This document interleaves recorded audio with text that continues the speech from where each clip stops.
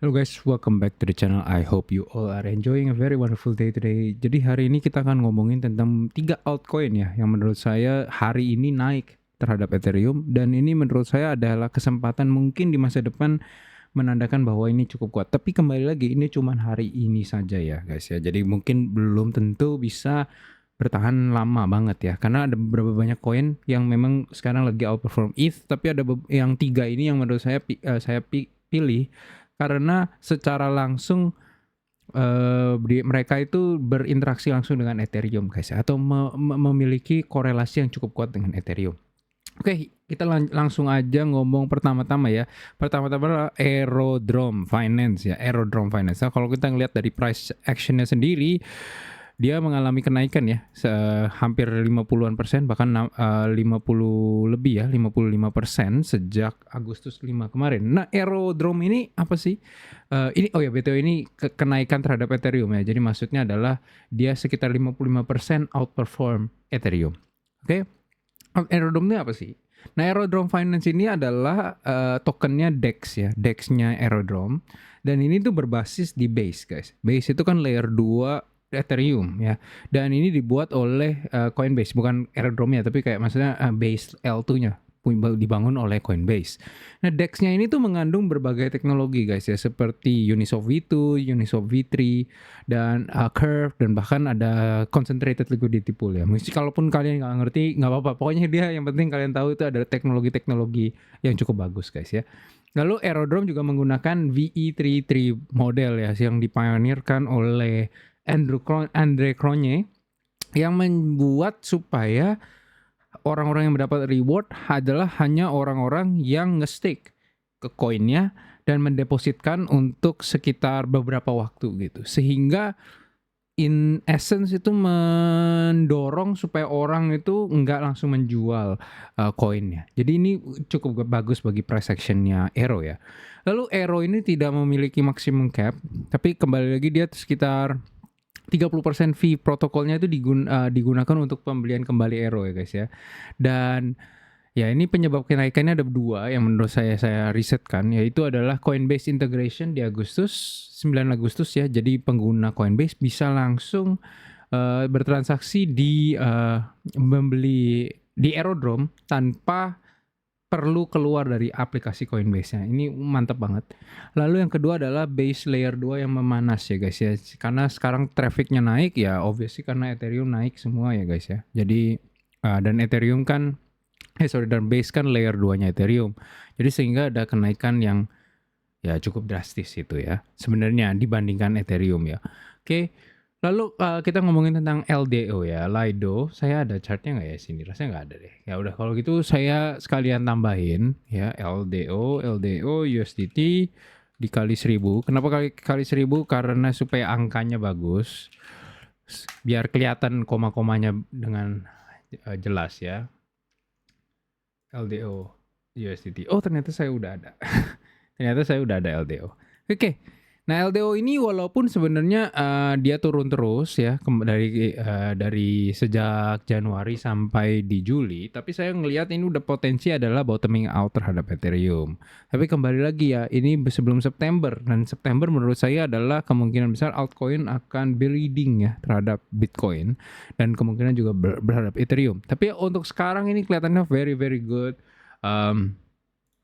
pump dari sejak 5 Agustus kemarin, naik sekitar 49%, dan sekarang diam di 24% terhadap Ethereum ya. Artinya kalau kita pegang Lido, obviously kalian outperform the market, kalian outperforming ETH yang dirinya sendiri adalah outperforming market juga guys ya.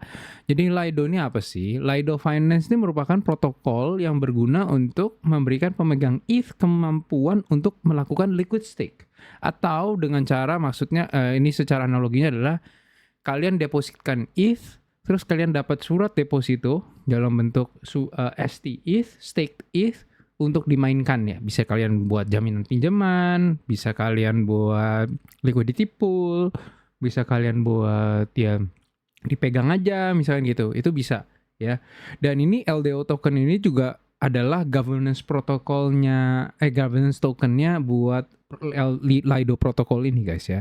Jadi untuk yang ngevoting, yang bikin upgrade proposal, yang bikin ya gitu-gitulah, itu kalian bisa pakai LDO token ini untuk menentukan masa depannya Lido protokol. Dan itu cenderung banyak yang menggunakan LDO sebagai voting begitu. Karena sekarang ini total stake Ether di dalam Lido Finance adalah 25,64% dari semua Ether di dunia.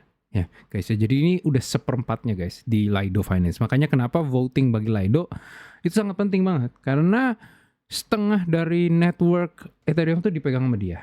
Oke. Lalu LDO token proposalnya berikutnya adalah LDO token itu kemungkinan besar akan ada staking di masa depan ya, di mana kita nge-stake LDO token di protokolnya, kita bisa dapat sebagian dari protokol fee. Ya, semacam kayak AV gitu atau semacam kayak Airdrome gitu ya. Airdrome juga sama. Sekitar 30% dari fee protokolnya dikasih ke Aero punya token ya. Tapi kalau yang LDO ini kemungkinan besar akan terjadi kayak gitu. Makanya kenapa menurut saya ini harganya sekarang naik guys ya. Karena ya traffic pertama naik juga di Ethereum mainnet. Kedua, antisipasi adanya protokol fee sharing itu yang tadi saya barusan ngomong. 3 adalah record TVL guys ya. Karena mungkin Ethereum naik jauh drastis banget sehingga banyak orang yang membeli Ethereum dan nge-stake. Dan orang kan maunya tetap liquid ya guys ya. Jadi dia maunya nge-stake di liquid staking protokol dan yang paling besar adalah Lido guys. Jadi makanya harganya naik ya. Yang terakhir adalah Zora. Nah ini yang sebenarnya saya kurang begitu suka ya. Karena Zora ini kembali lagi adalah layer 2-nya Ethereum. Dan ini menggunakan optimism teknologi ya. Seperti optimism, arbitrum, dan segala macam. Mereka menggunakan teknologi yang sama. Dan cenderung memang ini lebih murah daripada ZK Rollup ya. ZK Stack. Tapi tetap lebih lambat ya. Untuk membuktikan transaksi itu benar-benar terjadi atau enggak. Ya bagi kita sebenarnya nggak gitu ada banyak masalah. Tapi bagi developer itu kemungkinan ada telatnya itu guys ya. Nah yang kedua adalah berfokus pada creator market ya. Jadi dia semua postingan, semua video, semua konten itu bisa ditukar beli, dijual belikan gitu guys ya. Dan token ini tuh juga berada di base token Zora ini ya. Jadi walaupun Zora itu punya layer 2 sendiri, tokennya sendiri itu sebenarnya bukan di Zora mainnetnya. Mungkin ada lah, tapi kayak yang paling sering digunain itu di base.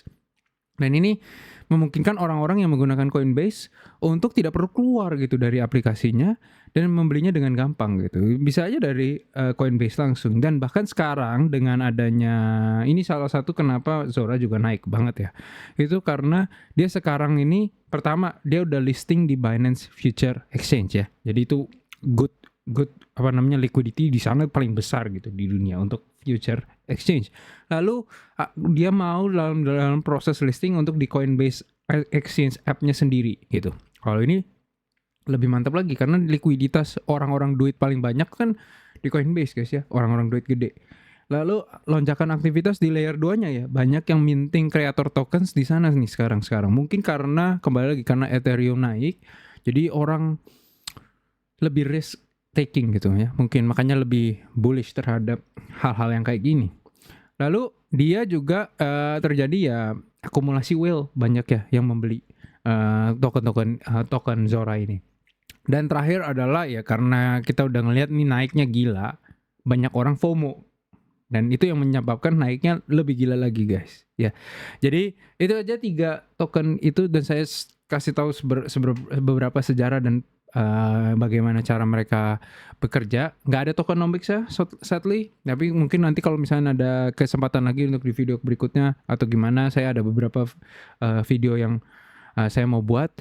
Nah itu mungkin ada deep dive ke altcoin tertentu. Tapi overall ya, ini sebenarnya hanya token-token yang menurut saya adalah yang cukup menarik untuk dilihat hari ini. Oke, bukan berarti dia sustain naik ya. Karena kalau kita ngelihat ada banyak yang sebenarnya cukup sustain naik walaupun dia not masuk ke dalam video ini ya. Karena ya seperti kayak hype gini ya. Hype ini on a very long uptrend ya. Cuman kan karena mereka ini turun drastis begini, saya jadi nggak gitu mau ceritain tentang hype ya. Karena ya dia udah anjlok jauh. Terus ada kayak grass gini ya, ini anjlok jauh sebenarnya. Jadi contohnya lagi Penggu ya, misalkan Penggu, ya kan.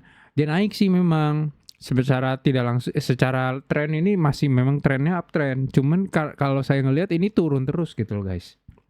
Dan jadi makanya saya nggak gitu bisa memasukkan koin ini ke dalam video ini gitu. Tapi kalau misalnya kalian ada yang ngerasa saya yang ada miss, bisa ngomong aja untuk di comment section. Dan juga ini 3 kripto ini ya kembali lagi seperti saya ngomong, ini kemungkinan besar di September bisa anjlok lagi gitu. Kita nggak bisa memungkiri bahwa altcoin itu kemungkinan besar di September jatuh. Oke. Nanti akan saya buat follow up video mungkin besok atau gimana. Kenapa saya sangat percaya September itu bisa terjadi ada lull. Ya kalau minimal kita akan mengalami pullback. Kan nggak usah jatuh banget lah. Yang penting pullback aja lah 10% mungkin gitu itu kalau di Bitcoin dan Ethereum. Dan menurut saya itu bisa terjadi banget. Karena sejarahnya adalah September adalah selalu weak month bagi crypto di post halving year. Yeah. Okay, anyways, I think that is all for this video. Nothing in this video is financial advice, and I'll see you guys next time. Bye bye.